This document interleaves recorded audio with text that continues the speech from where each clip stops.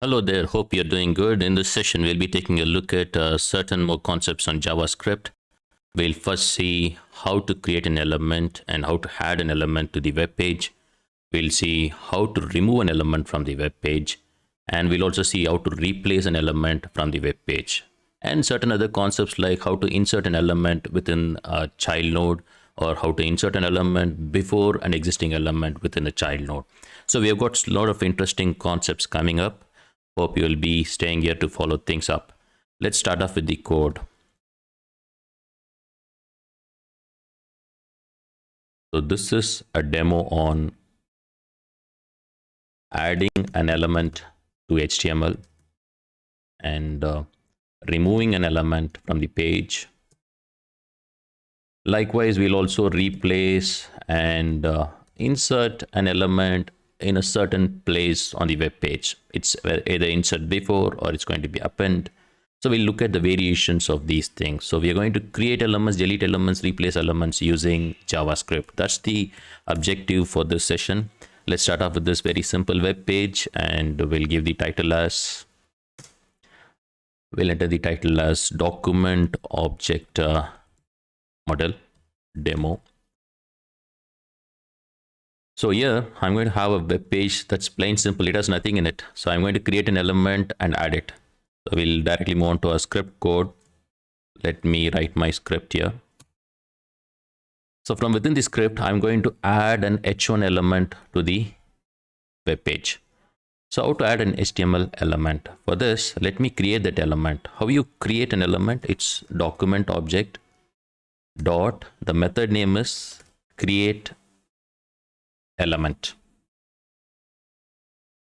and then you have to pass which element you're going to create. So it's h1. So you have created an element here. I will name this element something like constant k.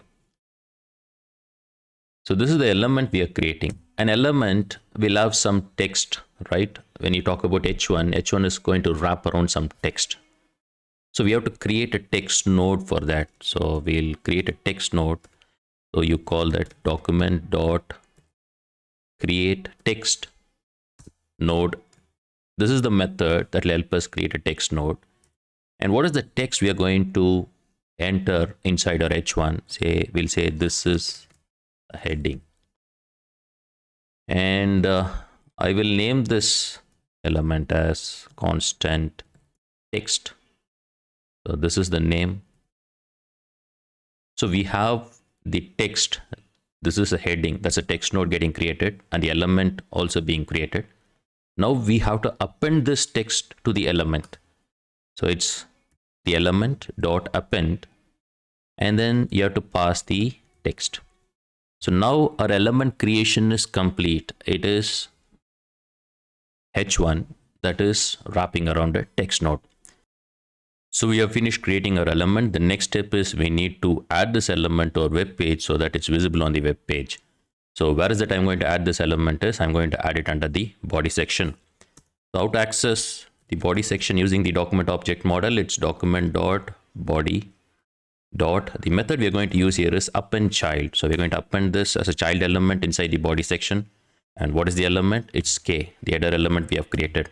See, the moment I appended it, you can see the output here. So we're able to create a new element and append it to the web page. Now let's move ahead. We'll take a variation to this. Say if I have something like a div and with an ID here, ID to be d1. And let's say we have a paragraph element inside this div. This is a paragraph. And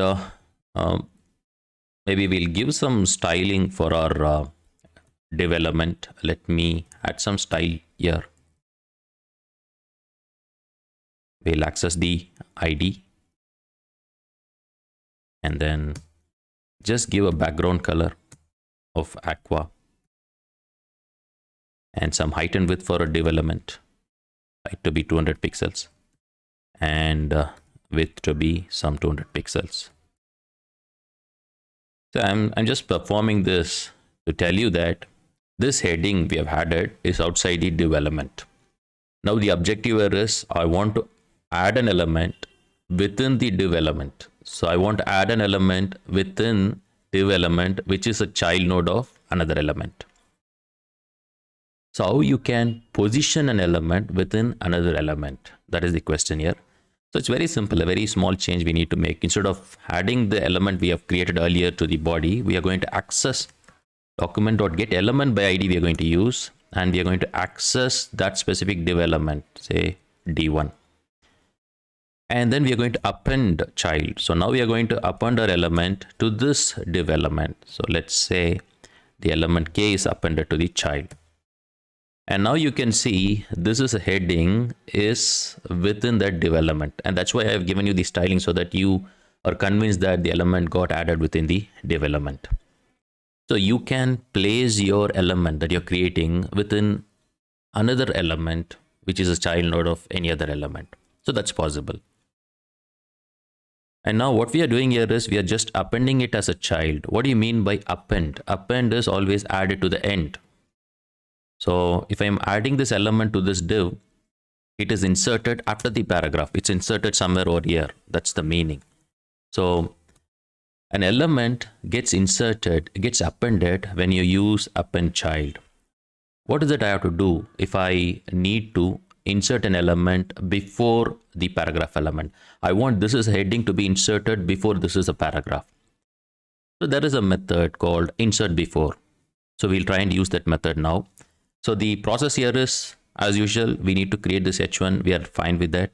Now we need to access the parent element. Say let's call constant para is equal to document.getElement by ID, and I'm going to access the parent element. What is the parent element here? That's D1, the division. We have to give the name ID within quotes. So we are accessing the parent element. Next, we should access this paragraph element because our objective is to insert a new element above the paragraph element. So let me call that to be the existing element, constant existing element is equal to, I'll access the paragraph also using an ID. Let me give an ID here. ID is equal to P1. So we'll access that using the ID here. That is document.getElement by ID, and then pass the ID. So it's P1. So we have the parent element, we have the existing element. You can call this to be the new element that's going to be inserted before the paragraph element. Now, how to insert that within that parent before the paragraph is, you call the parent element dot, the method name is insertBefore. And then you have to pass the new element that we are going to insert, that is nothing but K, and it should be inserted before an existing element, that is the existing element. So the moment when I call this method, you'll be able to see this is a heading got inserted before this paragraph element within that division. So I hope now you're clear with how to create an element and insert it in a certain place, not only append it, but also insert it before any specific element within that section. Are you all clear with this? Okay, now let's take a look at how to remove an element from the web page. Say, I'm not interested in this paragraph element. Let me remove that element from the web page. How to perform that? So it's a very simple method call again. So it's a document object dot get element by ID. Whichever element you want to remove, just access that element using the ID. And the method you're going to call is remove. That's it. See, when I call this method remove, the element is gone. So you can remove any element by accessing the ID of that element. Are you all following this? Let's take a variation to this remove. Say, in case if I have something like this, let's not go with the IDs here. Let me create a paragraph and say this is a paragraph. And let's say I have some 10 paragraph elements or so. So it's going to be, say, more number of paragraph elements within the div. Now my objective is, from within my script, I should remove all the paragraph elements that fall within this div with the ID D1. So how to perform that? For that, the very first step is we need to access the parent element using the ID field. So how will you access an element using the ID? It's document.getElement by ID. and then you pass the ID. The ID is D1 here. So I'll call this element, the parent element, to be constant P. So that is the parent element. And the next thing is I'm going to check if this element has got any child nodes, if P dot has child nodes. So this is going to return true if this element has any child nodes. So here we are going to get the result to be true because the element has got some child nodes. If it has child nodes, get all these list of child nodes. So how you get that? It's P dot child nodes. So this is how you get the list of child nodes under the element P. See, if you're not able to understand this particular statement, I would recommend you to visit my very first lecture on Introduction to Document Object Model, where I have discussed the document object model hierarchy in detail. So please visit that lecture and come to this if you're not clear with this statement. So I have all my child nodes here, and if I need to traverse through the child nodes, I use a very simple for loop for let I of C traverse through every node, find the node name. So you're going to check if I dot node name. How will you check whether it's equal to the paragraph element? It's local compare, and the node names will always be in capital letters. If it's a paragraph element, it's going to be P. If it is P, then it will return a 0. This string compare method will return a 0. That's the meaning. And what we need to do for all the paragraph elements, we need to call the node and then remove it from the web page. When I called remove, you were able to see all the paragraph elements removed from our web page. So you can also go with the traversal of your DOM hierarchy, find the child nodes of a certain element type, and then call the remove method to remove the elements. I hope you were able to follow this. Let's go forward. Let's take a look at the next method, that is how to replace an element. Say I want to replace an element with another element. What does that mean? I have a paragraph element here. Let me give an ID for the paragraph element. ID is P1. Now the objective here is I should replace this P, totally remove this P and add another element instead of P. Replacing is take that element out, add another element instead of that element. So now the objective is replacing that element with another element. What is it we are going to see here is replacing. So first let's create this H1. What is that I'm planning to do here is replace the paragraph in div with another H1 element. So first I have to create this H1 element. So I'll say constant k is equal to, how will you create an element? We already know that document dot create element, and then what element you want to create, H1. And whenever you have an H1, you should also have the text node. So I'll say constant text is equal to document dot create text node. And what text we are going to have here? This is the new element. Okay, so we have created the element and the text. Let's append the text to the element. It's k dot append, and then we'll append the text node to the element. So our element H1 is created. It's fully done. What is our objective? We need to replace this paragraph with this H1. So first we'll identify the parent element. Let's access the parent element. Say, let me say constant para is equal to, access it using the ID, document.getElement by ID, and then pass the ID, that's D1. So this is the parent element. What is the existing element that I'm going to replace? The paragraph element. Let's get that to constant existing element. This is what is going to be replaced. Element is equal to, it's document dot again get element by ID. What is the ID for this? P1. So the next step is we'll replace this paragraph element with the element we have created. For that, we need to access the parent dot and then call this method replaceChild, pass the new element, and then the element that will be replaced, that is the existing element.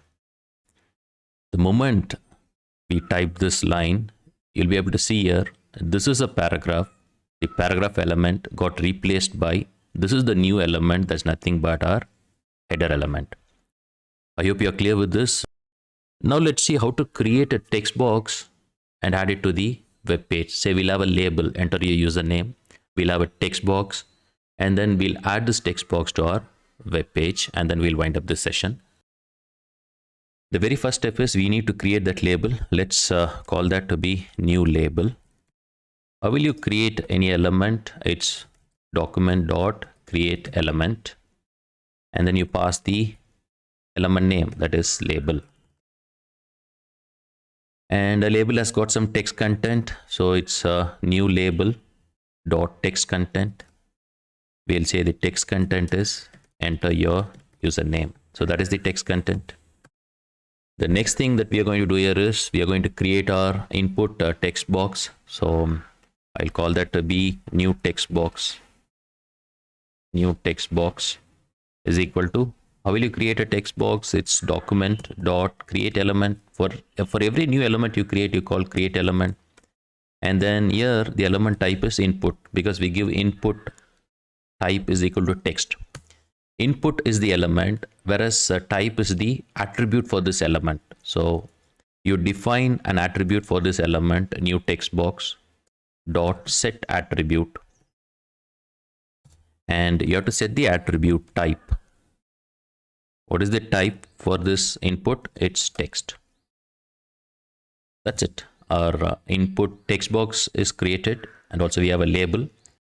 The next step is we need to add our elements to our body section of the web page. How you do that? You access the body section, document.body.appendChild, and then you open the label. So that is new label. The moment I added that, you will be able to see the label on the web page. The next thing is we need to add the input text box.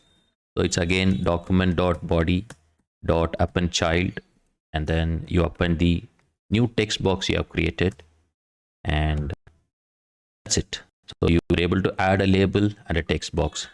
So what is it we understand here is whenever you're creating a text box, you need to add a label. You should also set the attribute type to that specific type that you're adding to the web page. So with that, we'll come to an end of this session. I hope you're able to follow all those concepts you have discussed: creating an element, removing an element, replacing an element, inserting an element in any specific place on the web page. And finally, you have seen how to set an attribute for the element you are creating. And if you have any other queries, you can leave your comments below. And with that, we are winding off this session. Thank you all for listening.